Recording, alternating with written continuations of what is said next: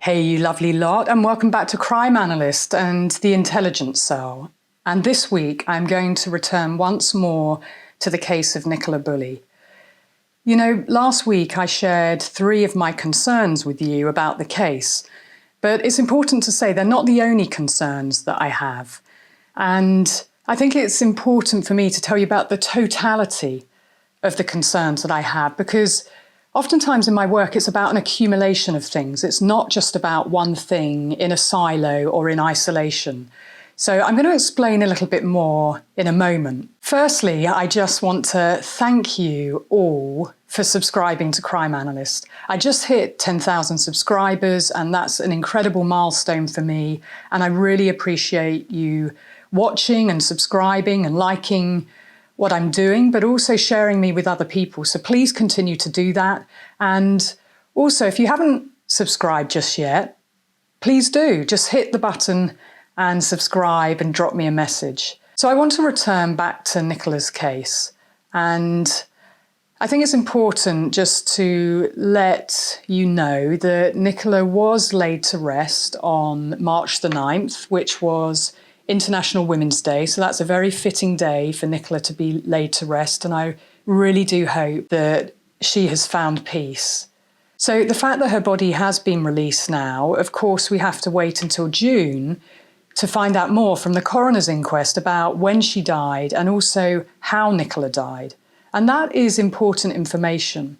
And there are some people who've contacted me and said things like, well, just let the experts do their job now. Just let the professionals do their job. And it's not anybody's business about when Nicola died and how. And I have to say, I disagree. And I disagree on the basis that Nicola's case was a high-profile case, and it is in the public interest because of that. We should find out about what happened. Otherwise, there would just be further speculation and conspiracy theories, and it is important to understand what went on, but also for accountability and for learning. Those 2 things are equally as important. And on that note, I do want to talk about accountability and police accountability in particular here with their decision-making, because there were lots of things, like I mentioned, that gave me cause for concern, as I know that many of them did you too. And the first thing, I want to just take us back in time to when maybe you became aware of Nicola's case, or certainly for me, it was within the first week where I learned that Nicola went missing on January the 27th, which was a Friday morning, and her phone was found on the bench, still connected to a work call, and that she had got herself and her children ready that morning. She had loaded them into the car, and I've seen footage of that now, but I hadn't before. She'd loaded them into the car. She'd taken them to school. She'd gone on a dog walk, a usual walk with Willow, and at the usual point, she'd taken the harness off. And unfortunately, well, we know that she organised a play date with a friend. We know that she emailed her boss, and we know that she jumped on this work call. All these things that said she was actively involved and engaged in her life. But her phone was found at around 9:35, and there was no sign of Nicola. Now, the bench was never cordoned off, and that is a bizarre decision to take given the circumstances. Whether you think and you have a hypothesis that she went in the water or not, there are still other hypotheses that you have to think about. So preserving evidence is really critical because you don't get a second chance. But that didn't ever happen. Also, what became apparent to me, and it's when I first started talking about the case, was that there was CCTV, and the police were trying to find several people who were walking in and around that area on the morning that Nicola went missing. And so they were appealing for those people to come forward. And I appealed for those people too, because in a missing person investigation, the public are really key. And what that told me was that they hadn't done all the CCTV, and therefore, when they were making statements like, this isn't a crime inquiry, and we believe our working hypothesis is Nicola has gone in the water, and we don't believe she left the area, how can you say that when you haven't gone through all the CCTV footage? That was concerning to me. And the fact that we later found out that there were blind spots in the CCTV, so there were some areas that weren't covered. And so there were further appeals along certain roads for drivers to come forward if they'd either seen Nicola or their dash cams had picked up Nicola. But what also became apparent is there were certain roads that weren't named and others were. And it would have been much more helpful to have a number of those lanes mentioned and situated for people when giving the public tasks to help with a missing person inquiry. But the police had said, as I've said many times, in the working hypothesis that she had gone in the water, and yet they designated this a high-risk case. Apparently, that's what we learned from the start, from the Friday when Nicola was reported missing. But yet it was only later on that they allocated 40 detectives. So the question is, what were they doing in that first 72-hour window, as I've said before, but also that first week? Because it was a week on when the first image of Nicola was released, and what she was wearing, that was from her own footage on her own doorbell cam of her wearing the long black jacket, putting the children in the car, but there were some stills released, which I shared as well.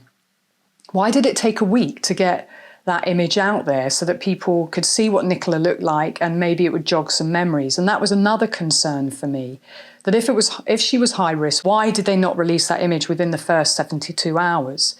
And I believe that image was released from Paul, her partner. So taking a week in a high-risk missing person case, that doesn't feel comfortable to me. And the fact that in that first week, the police said very little about the case, and yet on February the 15th, we had this overshare of information. And yes, those two things can be true in the same case, and that's what happened. And of course, the February the 15th press conference was one I certainly paid close attention to. And it was very clear to me in that press conference that Detective Superintendent Rebecca Reed was incredibly frustrated. I don't think anyone can watch that and be under any other impression. And to some degree, I have sympathy because it's long hours, it's grueling, and she probably felt she shouldn't be there having to be accountable for decisions. But unfortunately, you do in cases like this, and where the public are taking a very keen interest, you have to plan for that nowadays. And her frustration came across as very defensive. And I think a lot of people really bumped on that. And it's not a good look with an inquiry of this kind, when certain things have been said, i.e. the working hypothesis she's gone in the water, without people feeling there's been a real investigation, and that is this just another case where a woman disappears and the police aren't doing anything? Because let's face it, there have been many. And I'm thinking about Claudia Lawrence, Melanie Hall, Susie Lamplugh. They're the ones just off the top of my head, but there are many more, sadly. So it is right that we pay attention when a woman and a mother of two, as Paul, her partner, said, vanishes into thin air. And it is right that we pay attention. But in that press conference, of course, there was more information shared that Nicola had specific and individual vulnerabilities, and that was what people paid attention to. And Detective Superintendent Reed said that she wouldn't be drawn as to what they were. And that's okay. I didn't have a problem with her saying that and that she wouldn't be drawn. And it's quite right at times that police withhold certain key pieces of information in an investigation. But the problem was that they were drawn on it, and they released a further statement. And I just want to share with you again, just a reminder of what was said in the statement that was the follow-up. And the statement said this: Nicola had in the past suffered with significant issues with alcohol, which were brought on by her ongoing struggles with the menopause, and that these struggles resurfaced over recent months. That release of a second statement is unprecedented, in my opinion. Having worked many of these cases, a decade at New Scotland Yard, I've not seen that when someone said, a detective, I will not be drawn, and then that information is released. But the detail of that information, which is just so victim blamey, and in the context of the defensive nature of that press conference, and then this victim blamey statement that felt sexist as well, talking about the menopause and talking about alcohol.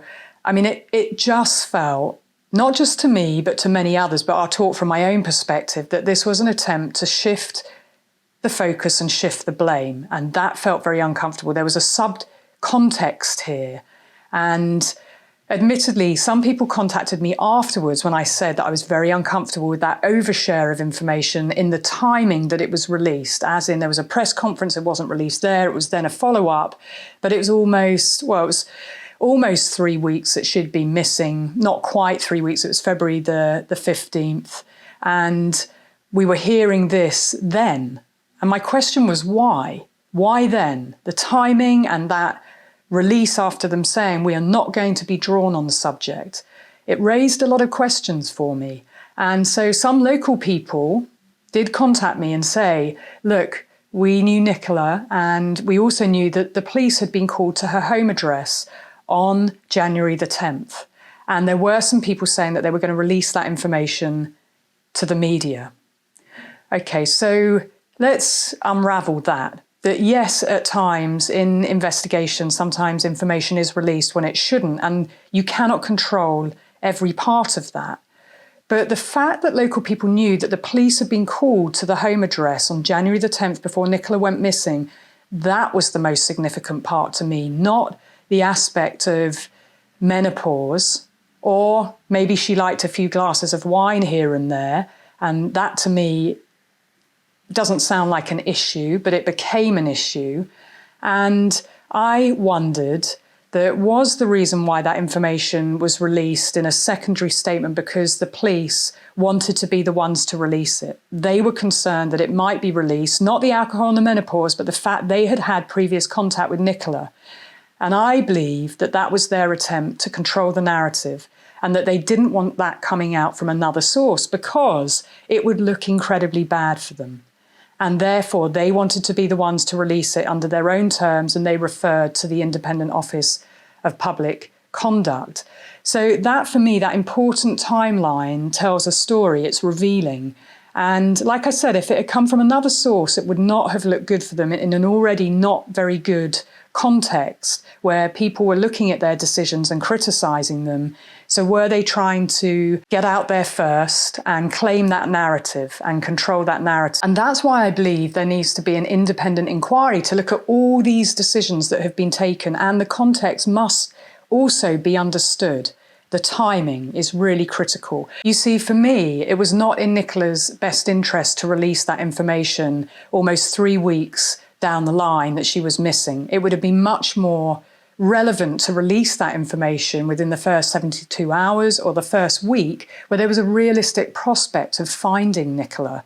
But to do it at that time, that just didn't make sense to me. But it makes much more sense when I understand that local people did know the police had been called to Nicola's address and that further questions might be asked about the police.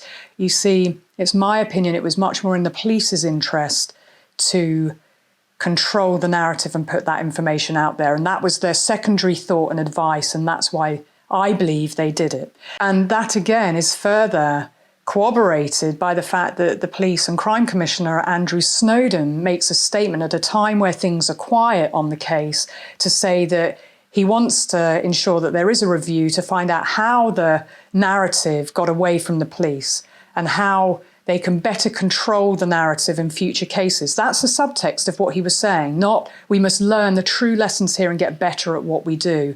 That, again, is another important, for me, misstep, but it's a very important point. The action that was taken, I often look at the behaviour. It's not always the words, but sometimes you get the behaviour and the words together that are congruent, that are telling you what's going on, and I pay close attention to that, and I recommend that we all do. So for me, the families and truth and learning have to be the priority, not controlling the narrative. And in my opinion, the police created a myriad of issues in Nicola's case, and that's why accountability is needed here with their decision making. And we mustn't take our eye off the ball or allow the don't look over here, look over here, that classic blame shift and distraction and deflection, which I believe is going on, and it has been for some time. So I'm going to end with thinking about Nicola, thinking about her family, and thinking about her friends. Until next time, be curious, ask questions, and always trust your instincts.